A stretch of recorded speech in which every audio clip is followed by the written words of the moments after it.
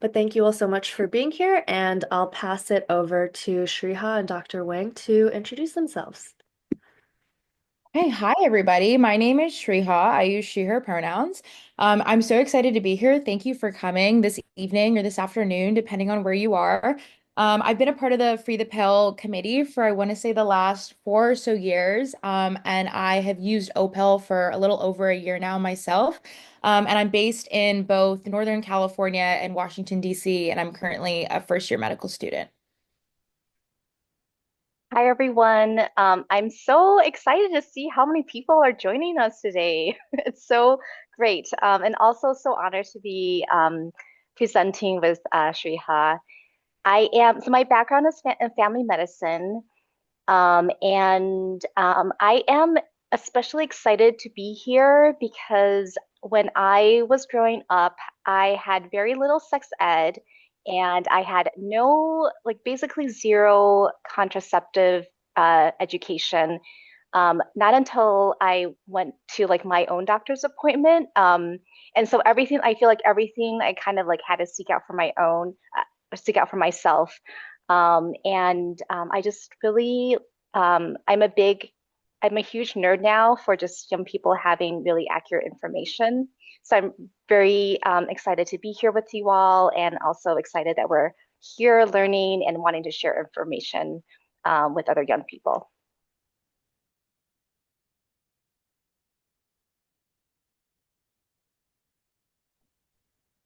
Love it. Should we just get started? I think we have an intro slide. We'd love to hear where you all are from. Your name, your pronouns, and maybe give us one word that describes how you feel about Opel. Okay. Can you see me?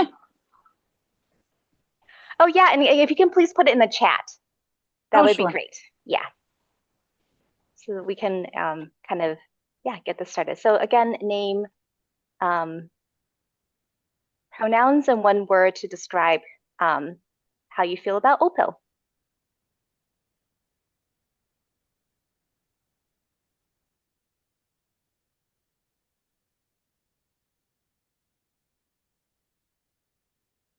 I love it. We're seeing a lot of excited, a lot of hopeful. That one I really love. Curious, unsure, revolutionary. I love that, Lizzie. Interested, a lot of hopeful, which makes me so happy. Mm.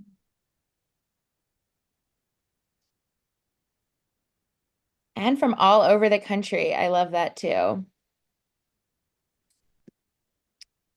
Okay, well then I guess I'll just roll right into it. I'm really excited to be doing this with Dr. Wang. So we're both going to be introducing the pill, and then over the presentation, we'll be talking about things like how it works, side effects, who can access it, where you can get it. But just to give you a bit of an intro, I have the box right here too. I figured like if I wanted to reference it at some point in the presentation, I wanted to have it handy. And it just so happened that I finished a pill pack yesterday. So I have a brand new one that I haven't even popped open for tonight. But as you can see, Opill comes in these 28 pill packs. They come in 1 month, 3 month, 4 month, 6 month, and it's a form of progestin only pill. And you can get them all over the country for all ages. And we'll dive right into it. So if you don't mind putting up the next slide, Dr. Wang, I wanted to spend just a couple minutes talking about the history of Opill. So Angela, myself, and Dr. Wang, we've all been a part of this Free the Pill movement. But this is definitely a movement that has been around for a long time and has involved hundreds of people over all different fields. And so a little bit of context, especially because I saw a lot in the chat about being hopeful and interested and revolutionary. And so I want to share this. So the first progestin only pill was actually approved in the US in 1973. So that's over 50 years ago. So we've got over 50 years of data to back up this pill, and we really understand how it works at this point. And so some years later in 2004, IBIS Reproductive Health had the first convening of what is now the Free the Pill Coalition. And so as you can see, it took about 20 years from that first meeting to finally getting Opill on the shelves. So lots of brain power, lots of strategizing. All of this information is on the Free the Pill website. I just kind of like cherry picked the highlights of the history, but if you're interested, highly suggest you go read because from 2004 to 2016, lots of stuff happened. Thanks, Angela, in the chat. Lots of stuff happened. But in 2016, HRA Pharma, which is now Perrigo, was selected as the pharma partner. So Perrigo is the folks that make the pill. They're the ones that do all the marketing. They're the ones that did all the research initially to get it on the shelves. Next slide, if you don't mind. And so that was in 2016. And then from 2016 to 2022, so about 6 years, there were years of research. And the real thing that Perrigo had to prove was that consumers, so people like you and me, would be able to go into the shelves and pick up the pill and be trusted to self-prescribe it, essentially. They were trying to prove, hey, consumers don't need to go to a doctor to be able to get this pill. So they did a ton of research on it before submitting the FDA application. And then finally in 2023, there was a public meeting where a bunch of experts from the FDA came together, and a bunch of folks from Free the Pill and Perrigo also, and even members of the public said, hey, this is all the data. It was a public chat essentially about everything. And they unanimously said that the FDA said that they wanted to approve this. And then in July 2023, we got official approval. So as you can see, the pill has been around for a really long time. And it also took a long time to get on the shelves, but we're really happy that it's on the shelves now. And we're hoping that with the information we give you guys today, that you can go share it with your communities and be armed with this knowledge. So next slide. All you, Dr. Wang. Great. And then just to highlight something that Sriha has said about the FDA advisory committee hearing, they specifically said that the testimonies from young people helped them decide to make the Opill over the counter. And so I just want to just highlight that because your voices and your perspectives are just incredibly powerful and important. Okay, so I'm gonna move us to some science around birth control. So how does birth control even work? And so before we can talk about how birth control works, we have to start off with like, how does pregnancy happen? Okay, so I don't know how to point. I don't know if you can see my pointer, probably not, but so I'm gonna kind of just like verbally describe things to you. Oh, okay, great. And so you probably see I move my pointer a lot. So I apologize for that. Okay, so here we have the anatomy. So this is the uterus, and these are the fallopian tubes, and here's the egg. And then this is cervix, and then this is vagina here. And so how does pregnancy happen? So first, you have the egg that goes through the cycles in the ovary, and then it is released into the fallopian tube, and that is called ovulation. And so now that you have this egg kind of floating down the fallopian tube, and then so that's number 3 is that how it's transported in there, and then you have the sperm, right, that has to like move up, go through the cervix. And this part of the cervix, so this is the cervix, and then this kind of canal in here is called the os of the cervix, and so this is kind of this open canal that the sperm move through, and then the egg and the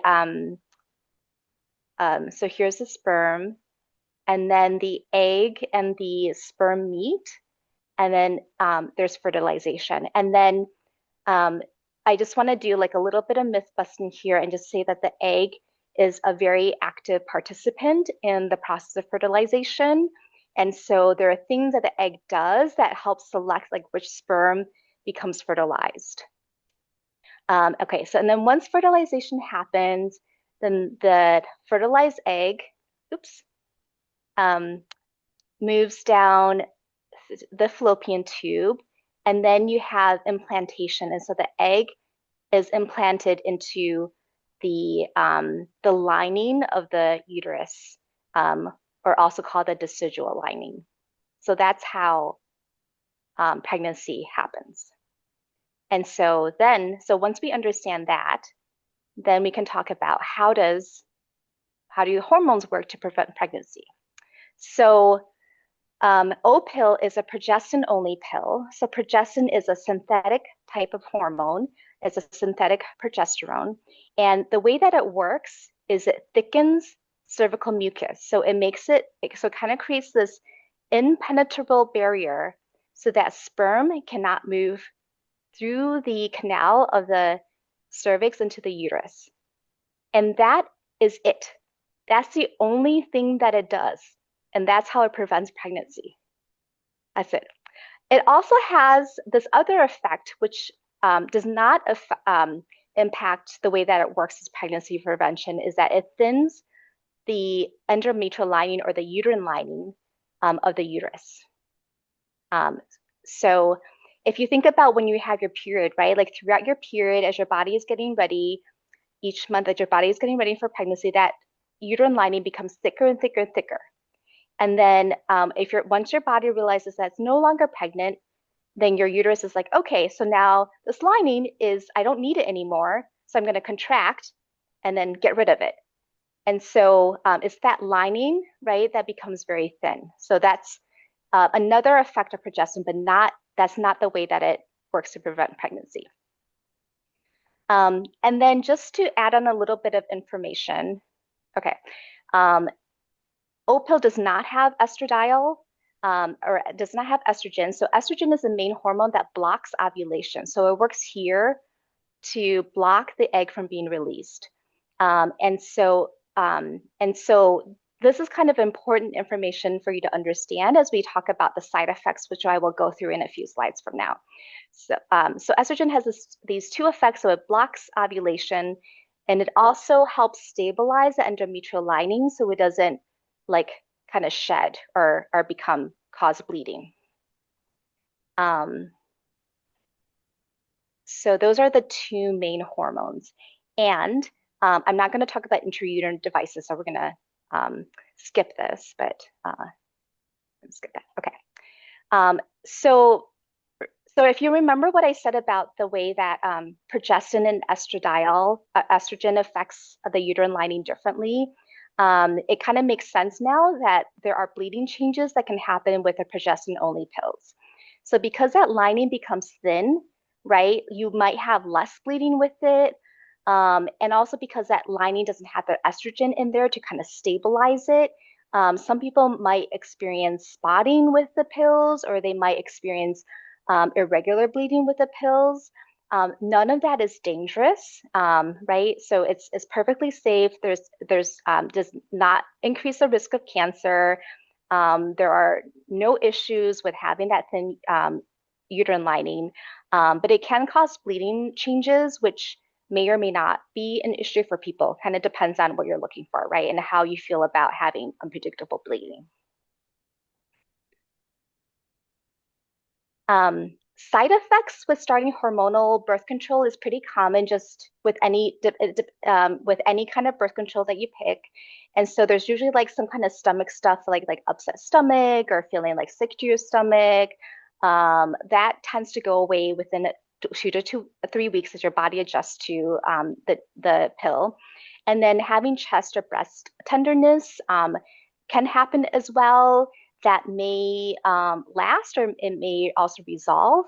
And this tenderness may or may not be an issue depending on the person as well.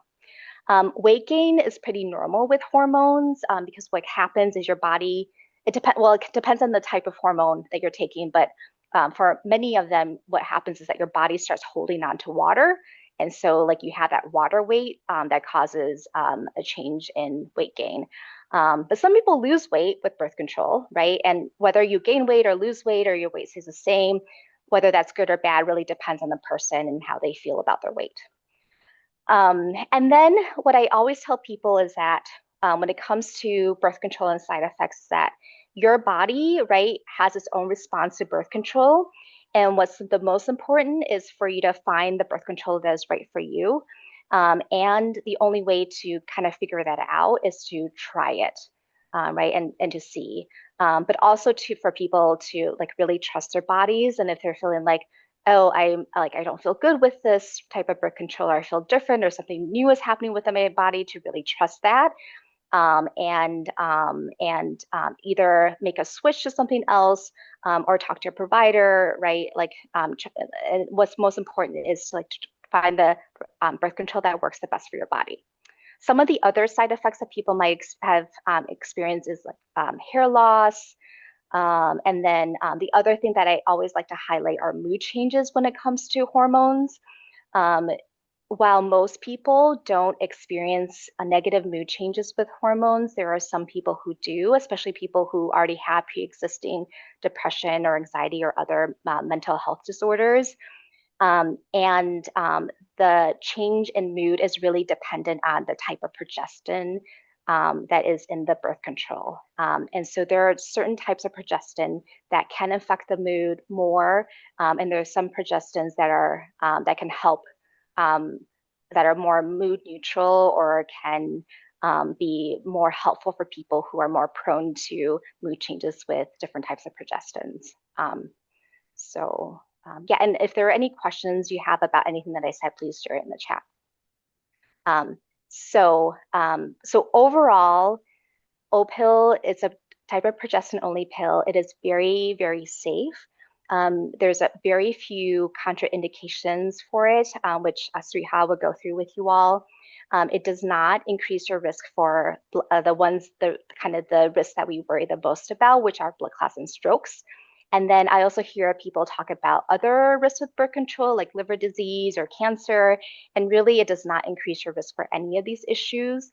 And then when we're talking about young people, most young people tend to be more healthy, right, than people who are older. And so if you have fewer other medical issues that can cause risks, then Opill is even more safe.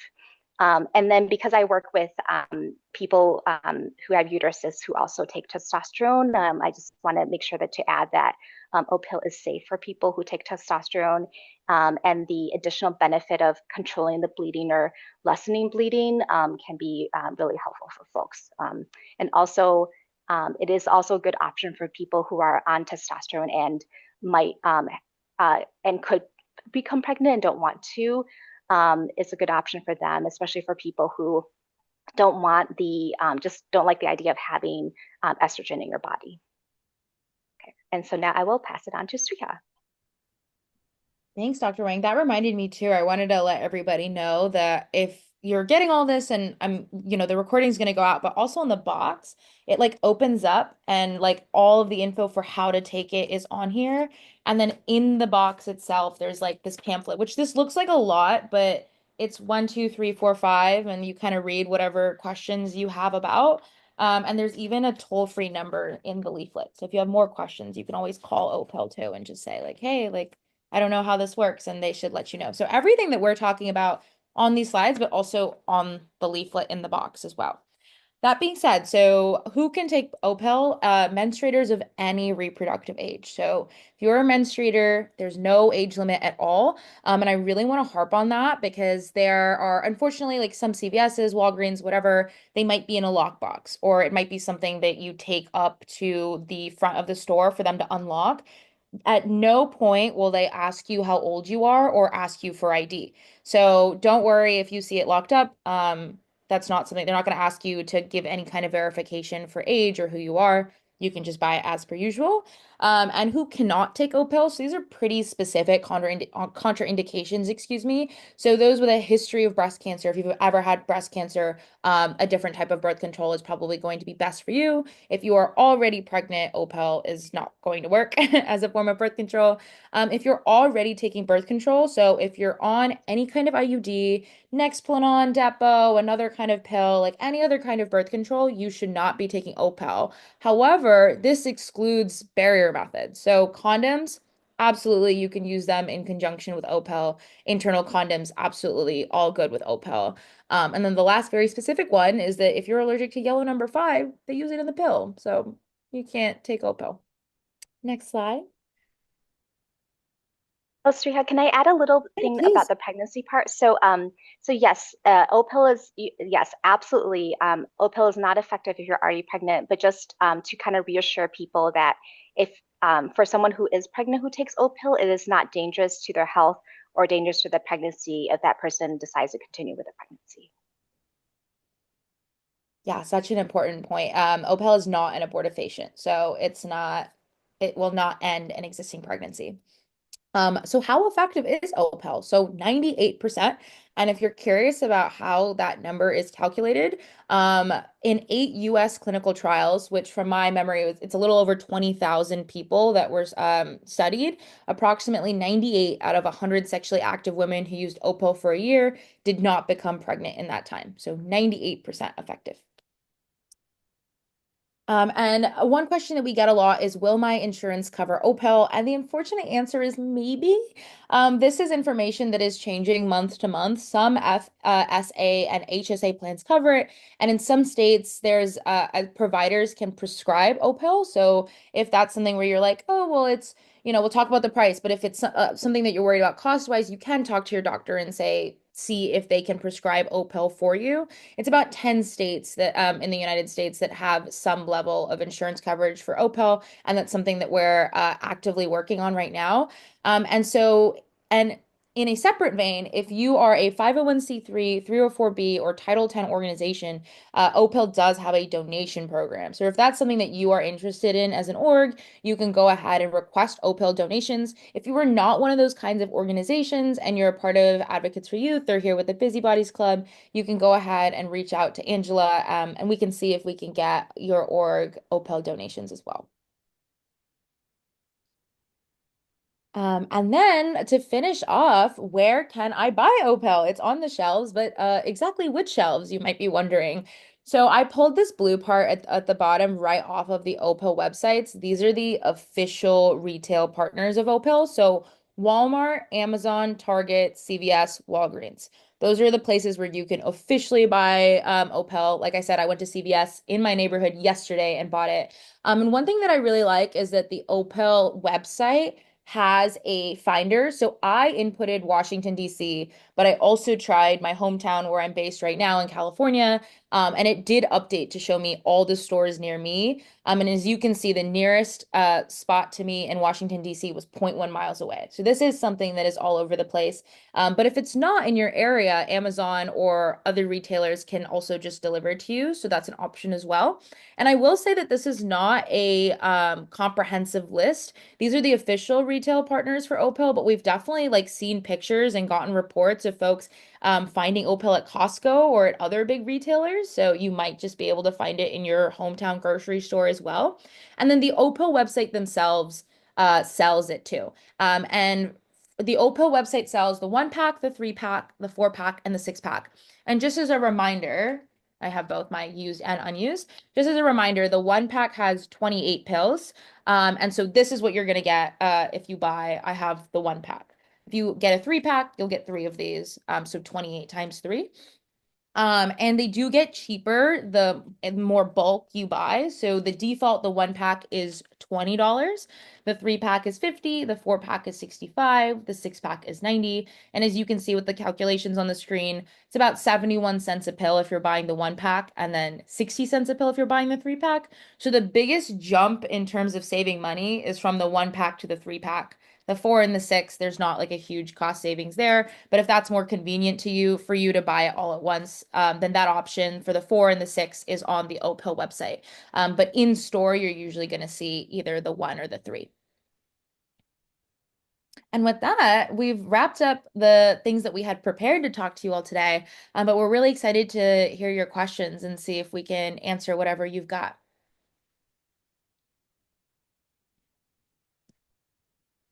Just really quick, I wanted to address this question from Madeline about requesting Opill donations. So if you are not a nonprofit org, 501(c)(3), or other category that Shriha mentioned, you can reach out to me. I put my email here and I can help get you all connected to get some donations. But if you are, you can, there's an email on this Opill donations page that I also linked.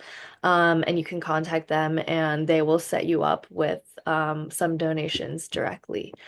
Um, yeah, and I'll turn it over to Gabriella if you want to ask your question. Yeah, thank you so much for hosting this little info session. It's extremely helpful, especially since I feel like a lot of people just general people that aren't working in reproductive health don't know about over-the-counter birth control. They don't even know it exists, and it's been on the shelves for like well over a year now. So anyway, I was just wondering if you all know or have any information about someone who has PMDD, and how that would affect their, like experience taking the Opill, because there's only one type of hormone and that. And yeah, I'm not a doctor, so I don't really know, but like I was just wondering the effects of like, or if there's any information about that. Thanks. I love this question. Can I take this one? Okay. So, because it's a huge nerd question for me, and also like very impact, like PMDD impacts so many people. And so for those of you on this call who are not sure what PMDD is, it is a type of condition where people have, it's called premenstrual disorder, something. Um, we love acronyms in medicine, and I don't always remember them. So basically, for some people, they experience very severe mood changes right before or around when their period starts. And it can be very debilitating and very severe. And so if we like think back to like what estrogen and what progestins do, right? Estrogens control ovulation, progestins really don't affect ovulation. And so it's really the birth control that help suppress ovulation that are more effective for PMDD. And then the other is that PMDD is also progestin. So like mood is very progestin dependent, and also estrogen dose dependent as well. And so the types of birth control that are the most effective for PMDD are the ones with a little bit on the higher side of estrogen, right? Because it better suppresses your ovulation. And then also the type of progestin, which is not the type of progestin that Opill is. And so those are, and I'll put the name of it in the chat for like recommendation for PMD. There's a progestin only pill that has and then there's also a pill with estrogen in it as well, but those are prescription only. But also, right, like every person is different. And so you can always try Opill and see if it helps with your symptoms. And if it does, great. But if not, then yeah, I'm happy to add on the name of the type of progestin that is more helpful for PMDD. Thank you. Right, thanks. And I see we have a question from Maria, which is how to switch from a typical birth control pill with estrogen, so like a combination pill, to Opill. Yeah, so the nice thing about pills is you can start with one pill and switch to the other one the next day. That's perfectly fine. Or if you want to like complete your pack, right? So most types of pills with estrogen in it, you have, Sriha, can you show the pill pack Yeah, again? I happy love that you have this, to. yeah, visual. And so you see how there's like four rows in there. So usually with pills with estrogen, you have your 3 weeks of pills with hormones, and then the last week does not have any hormones in it at all, or it has a different like combination of hormones. And then with progestin only pills, you have 4 weeks straight of all progestin. And so if you want to finish out your pill pack, you could take all of your pill pack, right? And then switch to progestin for the next one. Or if you wanted to skip your period, you can like do the 3 weeks and then switch. Or you can just go from one pill to the other. But just know that as you're making the switch, right? Because again, like thinking about what progestin and what estrogen does, you might have some like bleeding changes or unpredictable bleeding in the first few months of switching. And then I will also add a link in that comment about a really great website that I like to use for how to switch birth control methods. The only thing I'll add to that, Dr. Wing, too, is in those first 2 days, so you finish your estrogen pill, or combined pill, excuse me, and you start Opill. for the first 2 days, you'd need to be using a barrier method like a condom. And that's true. I think somebody asked in the chat just now, how long after starting Opill would you be considered protected from pregnancy? Same thing, 2 days. And that applies too for if you like skip a pill, or it's a 3 hour window for you should be taking it the same time every single day. So say for me, it's 10 p.m. Like I take my pill at 10 p.m. every day with a little bit of leeway. But say I forget one day and I take it the next morning, I would want to use a condom or another barrier method for 2 days after that, to make sure that I'm protected. And I was just gonna show because I have the combo pill. Oh my God, I love. So this is the week that Dr. Wang is talking about. This is the placebo week. So Oh. awesome. Thanks, y'all. Let's see. Going to the next question from Kate. Any projections as to whether the current administration will aim to remove or restrict Opill? It's a good question.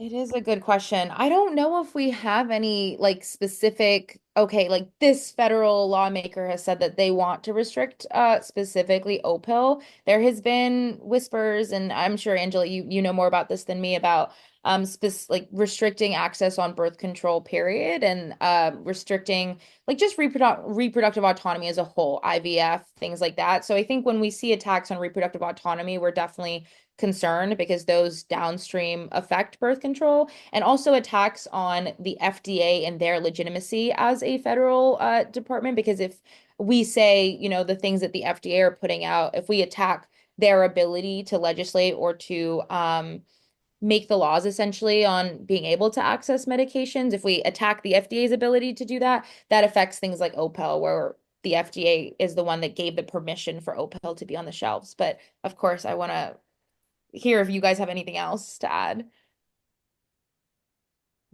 Yeah, I mean, I think the short answer is that we don't know for sure. I don't think we know for sure with anything about this administration, but it is a drug approved by the FDA for over-the-counter sale, so removing it from the market would be difficult. And as of now, there's nothing that we've heard that would indicate that Opill is at risk. So that's kind of all we really have. But if there was something that was going to happen, or we got notice that Opill would be under risk, we would hope that you all would mobilize and support our work to keep that from happening. Um, okay, next question is, what was the motivation behind the decision to include the yellow coloring? I don't know if we know that answer. I feel like that's a Perigo question. Like I actually am curious why. I don't know, Dr. Ring. I think my like hypothesis would be it's not just the yellow food coloring. What does it say? It says like NG75 on this. Like I don't know if you guys have ever gone to drugs.com, but you can look up a pill based on its shape, its color, and the inscription on the drug. So I think there is some impetus to having a unique looking drug so that it can be identified by physicians and pharmacists and healthcare providers. And so that would be my guess for why it's yellow. Maybe there's a white pill out there that is also a little circle with that inscription. I also wonder, Angela, was your placebo row is white, right? And then the rest of it is yellow? My placebo roll is green and the rest are blue. Oh, interesting. Okay, green. So I don't know. I wonder if that had something to do with it. But the short answer is that I don't know. Yeah, I'm seeing Lisa saying that the yellow dye can affect folks with mast cell activation syndrome and autoimmune diseases. So maybe I didn't know that. Maybe that's something we can bring back to folks at Perigo and see. I don't know what that process would be like, but it's a good flag. Yeah. Yeah, I imagine though that if they remove any component, it would mean that they would have to start um, their clinical research all over again, and actually like get it approved. And so I think my guess is that there's like no understanding how medications get approved that right, because they would have to do studies on probably on people and say like, is this safe for you to take, and all these other things. And so I think it would be a much longer process, um, and they would have to get it approved for human use and then approved for over-the-counter use.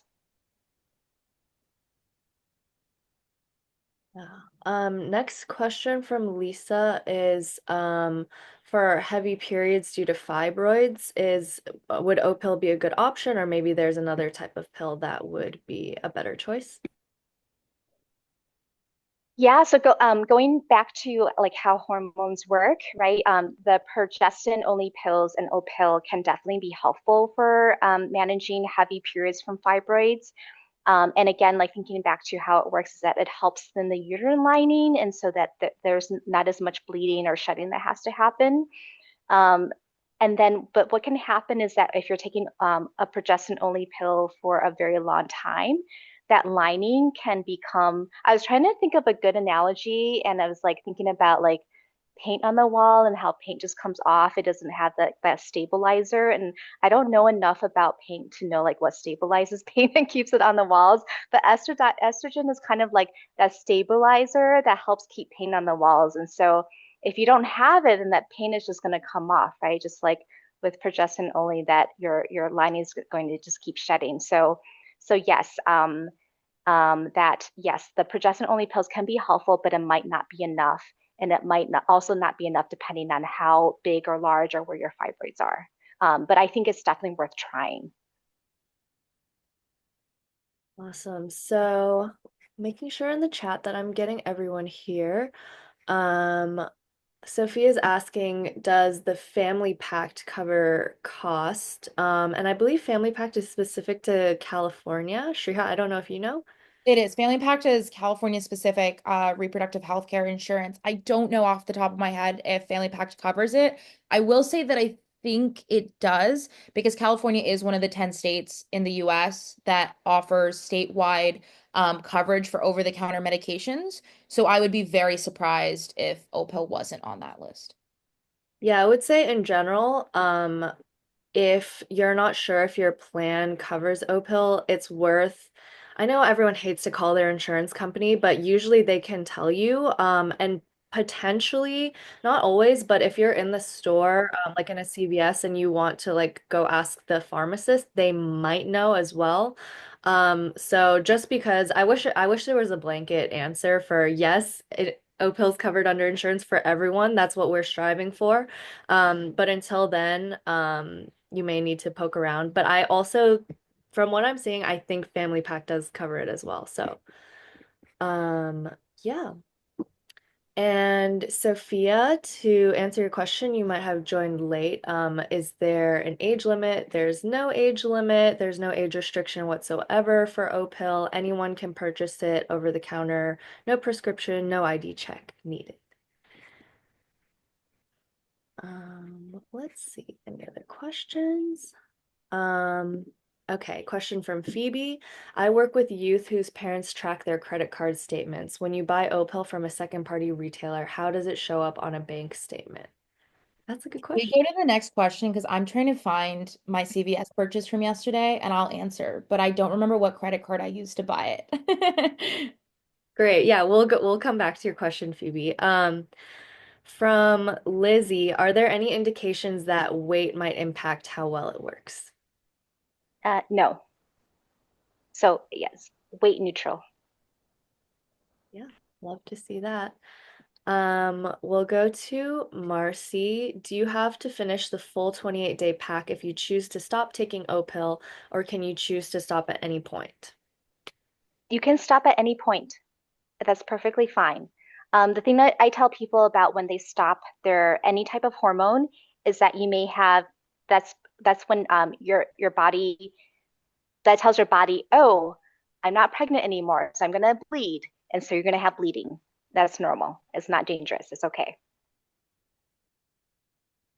Okay, I have it. If I can hop back to whose question was it? Phoebe's. It if I went to CVS and it appears on statement as CVS/pharmacy. There is a number like hashtag 03075. I don't know what that number means and if like a really, helicoptery parent could look that up and figure it out, but I don't think so. The first line literally just says CVS and the address where I went to. If I think if they on the receipt it would show up, right? But probably but Yeah. not the But like I threw away my receipt right when I bought it, right? So the actual statement on my credit card just says CVS Pharmacy. Yep. Thank you Oh, for thanks, Lina. That's the store number. I oh, learned that. this is great investigation going on Yeah. all right now. Aaron says, I was told if someone weighed over 190 pounds, they couldn't take it. I'm hoping I was misinformed. That is interesting information. I would like to know where that comes from, because as far as I know, there are no weight limitations, and there's also no indications that being above a certain BMI would make the pill less effective. That's my understanding as well, both on the OPIL website for consumers and also for healthcare professionals. The FAQs clearly state that there's no weight limit at all. I'll pass it to Janae. Hi, yeah, I just wanted to chime in on that weight thing. So the original studies that were testing the effectiveness of different birth control methods. I work at Planned Parenthood, by the way. Hey, hi, y'all did great. I love this. But the original studies weren't tested on individuals when it comes to certain medications over 195 pounds. So especially those are typically held closer when it comes to the emergency contraceptions like Ella and Plan B. For Ella, it's 195, and for Plan B, it's 165, but they do typically work, just maybe some difference in dosaging. But I'm sorry, I've been nerding out on this recently. Yes. Yeah, no, that's great. So there have been, so when talking about Plan B and Ella or ulipristal, so those are hormones that are or hormone modulators that are taken as a one-time use, right? So that's very different from taking something that's a daily use. And I don't think we can necessarily compare um, like a Plan B or hormonal conscious, or like emergency birth control or ulipristal with a like a daily kind of contraception. And so when it comes to both ulipristal or Ella, and then also progestin for emergency contraception, there have been studies showing that there is decreased effectiveness above a certain BMI. And then also when talking about the progestin only um, emergency birth control, doubling the dose does not make it more effective. So yeah, I think that's very different from the progestin only pills. And I'm Googling now to see like what information I can find about BMI and progestin. So if I find anything, I will share it with you all. We'll see how fast I can be.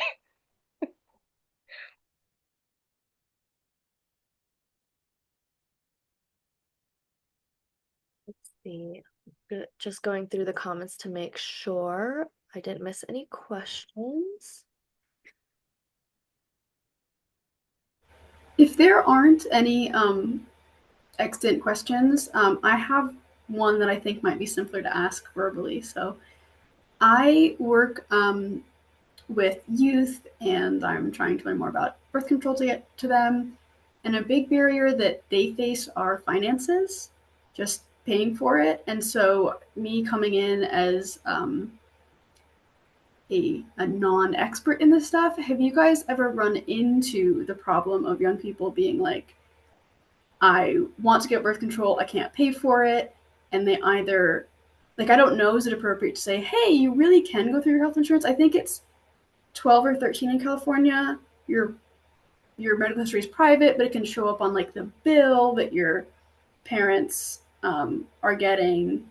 So I've had youth who worry about that, and I'm not super equipped to answer that. So I hope that OPIL really gives this much more private. Don't worry about parents finding out, but then they can't pay for it.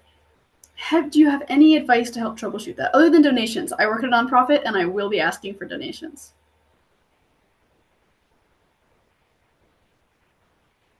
It's so hard because that's something that we think about and we talk about all the time, and that is something that I remember when we were the pill had been approved, but we didn't know how much it was going to cost on the shelves. That was a big conversation within the advocacy portion of Free the Pill of how much is this going to cost. And I candidly also had that experience of a year ago when I started Opill, I had a part-time job, and so it was not a financial burden for me. And now I'm a medical student, completely financing my education with loans, and so $20 a month is a much bigger deal. That being said, there are a couple of like little tricks that I would use with youth. For example, if you have a CVS phone number, they give you one like $10 off coupon a month, and I use that for my Opill. So a $20 box becomes $10, and that is much more affordable for me. There's also like legitimately sometimes there are coupons like at Walgreens or Walmart or Amazon will sometimes put it on sale if they're able to save up for it. Like I said, the 3 pack is cheaper than the 1 pack. So that's like a little way to save money. And on the for California specifically, since we were talking about it, I want to say just off the noggin that Family Pact is accessible to youth. So if they were to go to a Planned Parenthood or something like that, Family Pact is separate from private insurance through your family, and so that's something that a youth can get on by themselves because youth, I want to, you're correct on that. Youth have reproductive autonomy in California and can get on Family Pact. And so they may be able to get Opill or they may be able to get another form of birth control without their parents knowing about it. But definitely validating that that is like a very real issue with Opill accessibility.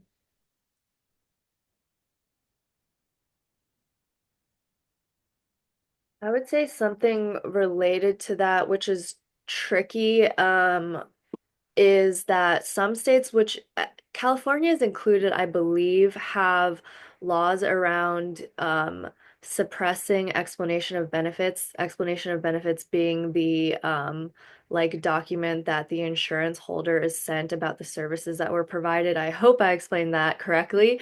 And so some states allow the EOB to not be sent to the policy holder if it was used by a dependent who's a minor because it's sensitive. For example, they wouldn't want their parent to know. The problem, so basically that's worth looking into, I would say. But the problem is that sometimes basically EOBs are supposed to be suppressed and then they're not, which is obviously a huge issue. Um, so that kind of depends on the state. It may depend from clinic to clinic as well, but that might be something worth looking into because I know that there are some clinics that serve young people specifically that have like very good EOB suppression policies where, for example, they'll get the EOB sent to the clinic itself so it doesn't go to the parent at their house. So just something perhaps to look into, but very dependent on where exactly you are.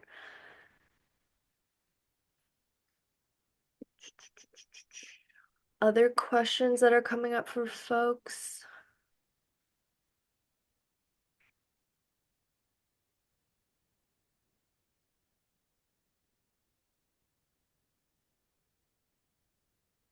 I think there's a question in the chat about where there are providers that offer free care without parental consent, but I am not sure that I'm the best to answer that.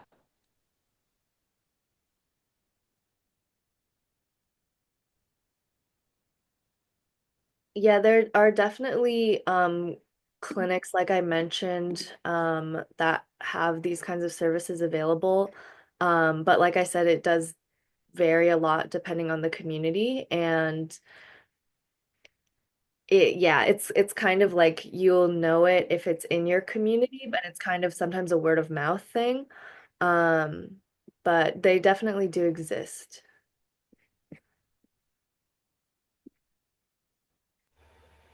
I have a question, and it is going to be so incredibly vague, but I we'll see where it leads. When Opill first came out, I was so excited. I went and I bought a pack just to like have it. And so this is a vague memory, and you don't need the details, but I was like rushing and I grabbed a pack and I left. And I remember noticing that just in this particular CVS, um, where they had it on display, there were several other similar looking products that were not the Opill brand. And they may have just been emergency contraception that was sort of stuck all together. Okay, that seems to be the vibe. But I wanted to check, is there any other kind of Over the counter. Okay, awesome. Yeah, that's Yeah. all. I should have just started with that question, shouldn't No, I? no, no. I mean, you're so right. Like it usually is like literally, at least like from my anecdotal experience, it's like Opill, Plan B, and then like other Plan B brands like Julie.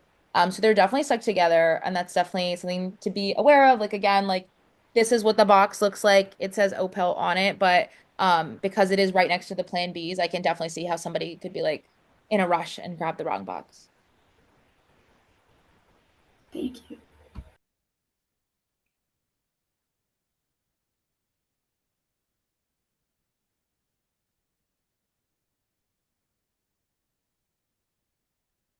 All right.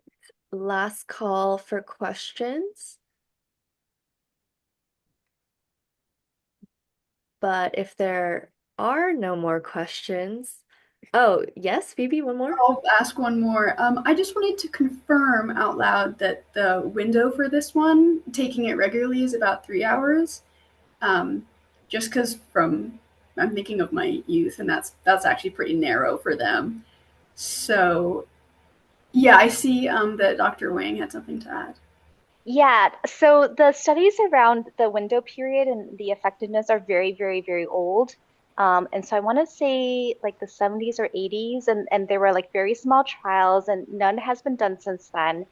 And then when you look at pregnancy rates based on how people actually take them, they're comparable to pills with estrogen in it. And so the recommendation now is to like with any kind of pill to try to take them around the same time every day. But whether that window period is like you might as well not take it if you can't take it within 3 hours, like it's probably not true. And so like in my practice, I encourage people to try to take it regularly. But that, that is probably like the efficacy, whether you're outside the window period, is very unknown, and the way that people usually take them is Mhm. still good. So I'll yeah. add on there that magical 98% effectiveness number. That's with like full proper usage, like within the window. That's not sort of like, is that? I'm also seeing you shake your head, so I'll let you take over. Yeah, Sriha, you take this one. My understanding, and Dr. Ring, like, please could like correct me if I'm wrong, is that was actually it's like 98% and it's like per 100 women years, which like not to get into the details of that, but it's basically saying like of the people that they did this clinical trial on, the people who were using the pill was 98% effective, period. So that's not a perfect use study. That's legit Wow. just like the 20,000 odd people that they surveyed over 8 clinical trials, 98% effective. And I wanted to add to on your question, I'm like looking through my pamphlet to like double check. So yeah, at least the window period that Opill is advertising is 3 hours. And in that's not to say like, oh, like you can take it between 7 and 10 p.m. every day. That's like they actually give you a little, is this a sticker? I don't know. They give you something where they like want you to write your time. I like always do 10 p.m., so I just don't have it written, but it's like you give like your youth, say you're working with, you're like, this is the time.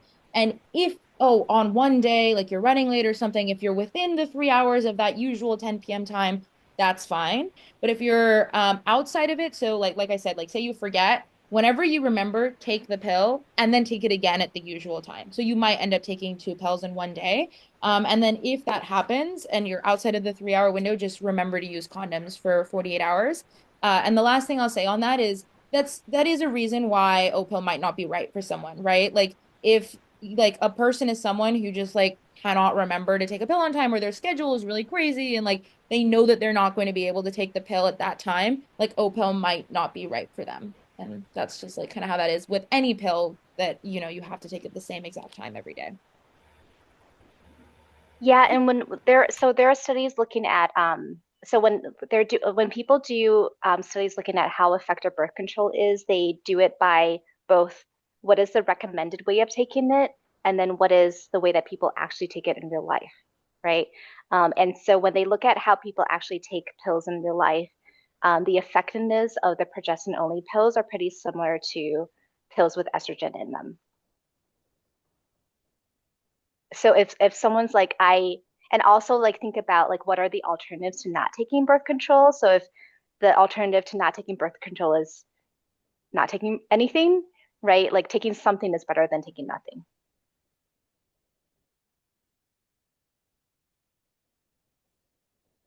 And Gabriella, do you still have a question? Yeah, I just wanted to ask why it was the single hormone pill that got approved for over the counter and not like a combo pill, if you have any information about that. Yes, so it is the company. So in order for some medication to become over the counter, there has to be a pharmaceutical company that has the money to do the studies and to feel like they can get it approved through the FDA. And it takes millions of dollars, right? Um, and then like that is just for the application plus for the company to do the studies to prove like, oh, people can like know how to take medications and they can take it safely and all these other things. So it takes like huge commitment from the company. Um, and and so there's that. And my guess is that because progestin only pills have fewer contraindications to use, and they're generally like uh, yeah, just like fewer contraindications, like it's a little less complicated to work with, that was the first one that they tried. And so now if we want to get a type of birth control that has estrogen in it, it has to take a company to be willing to like put in the money and the effort to go through that process to get it approved. That's my understanding also, Dr. Wang. I think exactly what you said in that the progestin only pill, like specifically this one compared to say a combination pill, because the combination pill has more contraindications, like for example, smoking, the progestin only pill is accessible to more people. So the goal also with the first birth control pill going over the counter was to have this pill be accessible to the most number of people possible. And so with less contraindications, it is more accessible to more people. Yes, agreed with Angela. Thank So you. we need more pills over the counter. This is just the first one. Yeah, the more pills, the better. And yeah, we do strive to support the work to make a combination pill available over the counter too. And there's a lot of research to support the safety and effectiveness of a combo pill as well. I wanted to address this question from Lizbeth. Um, if there are any illustrative materials out there for people who might have trouble reading or not understanding English. Um, and I also see folks talking about Spanish-speaking students. So I shared this video from Amaze, which is also a project of Advocates for Youth. Um, and it's like a simple video that explains how Opill works and how to buy it and things like that. It is so far only available in English, but the Opill info pages and the FAQs are available in Spanish as well. And I can also pass back feedback to the Amaze team that there's interest in having an Opill video in Spanish because they do videos in a number of different languages. And so, potentially that could be something that happens soon. So I'll definitely pass that feedback along. And then I think, let's see, Annabelle is asking, what are examples of other contraindications? Are you asking about a combination pill? I'm not sure exactly. I just have never heard that term before. So in whatever context it applies. Oh my gosh, yeah, of course. So a contraindication just basically means someone should not take this pill if they have this quality or they have this condition. So for example, we talked about for Opill, one of the contraindications is a history of breast cancer. So if the patient that planning to take Opill has ever had breast cancer, they should not take Opill. Like that birth control option isn't right for them. And so I had them all like on the screen, the like main contraindications, like for example, having an allergy to yellow number 5 was something we talked about. Uh, Combination pills have more contraindications. So it was like 4 or 5 that we had for Opill. Combination pills have more, like I mentioned, smoking over 35 is one, like a history of venous blood clots is another. There are just more reasons why a combination pill might not be right for a patient. Um, and then in medicine, when we think about contraindications, it's all about weighing what are the benefits and what are the risks, right? With either taking something or not taking something. And so when we talk about birth control, it's about like comparing it to what are the other options that are available for birth control, and then how does it compare to someone being pregnant? So in order for something to be deemed a contraindication means that the risk with a person having that condition, taking this medication, is too deadly compared to the potential benefits. Um, and so um, and so I'll give one example. So for example, we talked about the breast cancer risk with the Opill. When we talk about like the combined pill or birth control with estrogen in it, someone who has a blood clot, right, and they take hormones with estrogen in it, is going to make them at very, very high risk of getting another blood clot, and that can be very, very deadly, right? And that person has other options for birth control, and there are other things that they can do. So yeah, it has more to do with like what are the risks of someone dying versus like what are the benefits from the intervention or medication.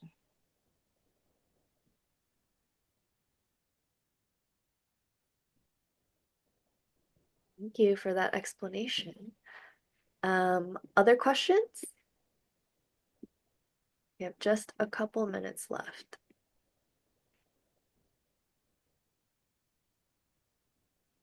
I always wait because as soon as I'm like, okay, thanks everyone, then there's another question that comes up. Yeah. All right, last call. Oh, okay. It's just a thank you. All right. Well, with that, I want to say thank you so much to Dr. Wang and to Sriha. Um, And thank you to everyone for joining. We really appreciate this conversation. I've learned some new things for sure, and I think it's great to just be elevating the conversation about Opill so that more people know that it's available, and that folks are getting the questions answered that they have. And I'll be sure to send out a recording of this training for folks to review, as well as some of the resources that we included in the chat. But thank you all so much. I came up with a question. Okay, go for it.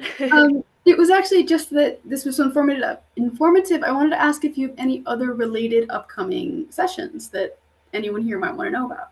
Oh my gosh, thank you, Phoebe. What a great question. If you insist, I'll share our next training. So I'll actually go ahead and I'll share this out via email as well.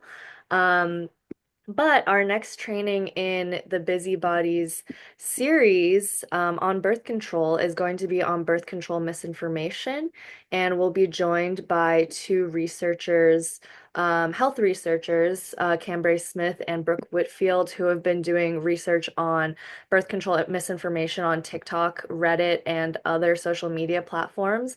Should be really, really fascinating. I'm really excited.